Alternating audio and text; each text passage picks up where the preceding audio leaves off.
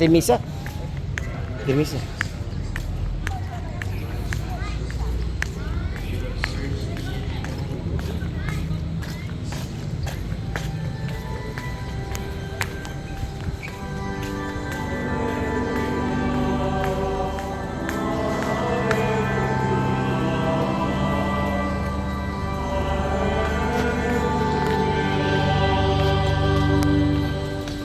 Whoever gives the word of Christ, the love of God is truly perfect.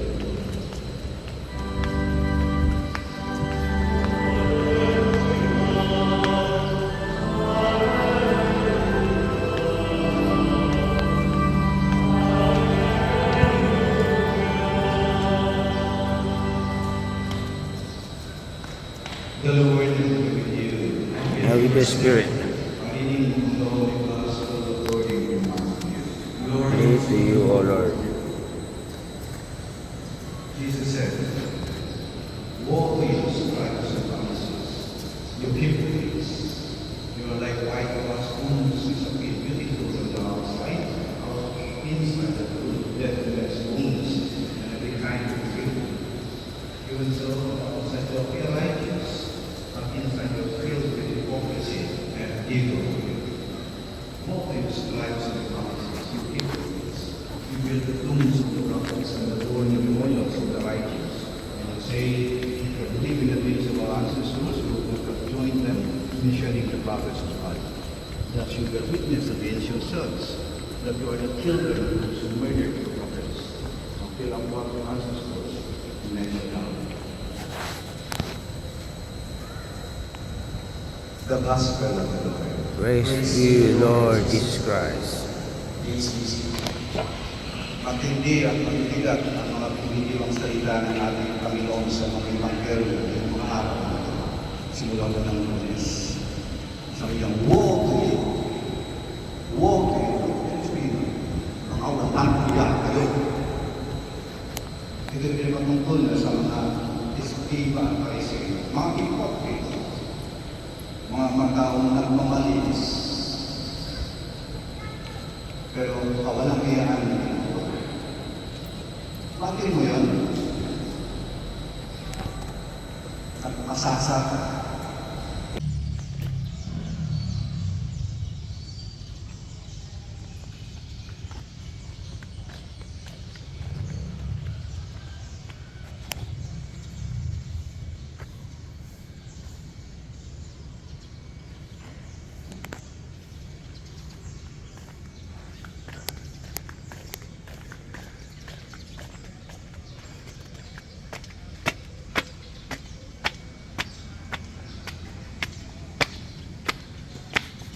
May rosary, oh. Ay, may ano? Hindi ko nga makita eh.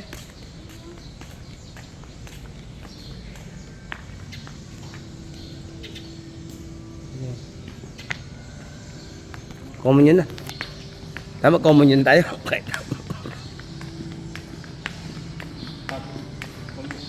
Mag-communion tayo.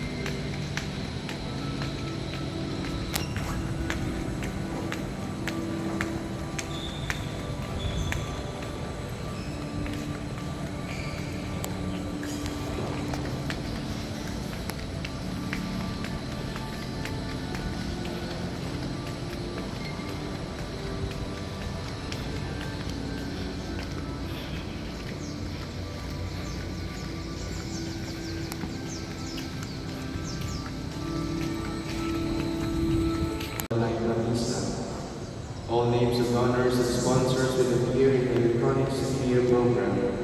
Thank you very much for your continued support. Please stand.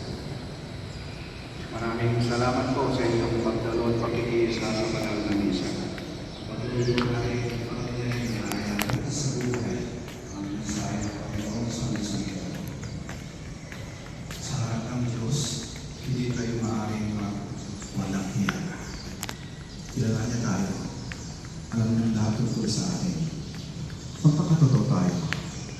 pangitapat, maging mabuting mga tao sapagkat kaya natin. Mag-ingat kayo sa pag-uwi, mag-ilagi po kayo pagkakalalim ng Panginoon Ayan naman. at ng ating mga kainan. Ha? Hanggang sa muli po. The Lord be with you. Tanong mo doon sa And with mata- your spirit. The Almighty God bless you, the Father, the Son, and the Holy Spirit. Amen. Our celebration of the Eucharist is ended. We go to love and to serve the Lord. Thanks be to God. Prayer for the blessing of the sick. Lord and Father, Almighty and eternal God, by your blessing you give us strength and support in our frailty. Turn with kindness toward our sick brothers and sisters.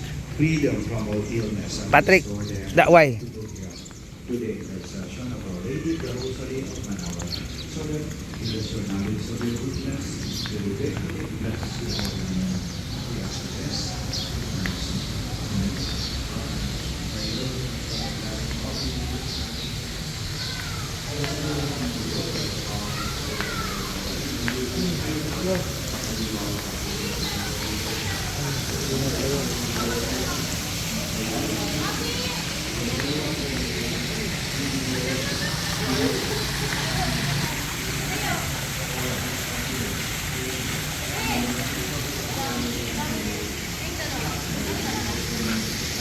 Madam. Madam Mirna.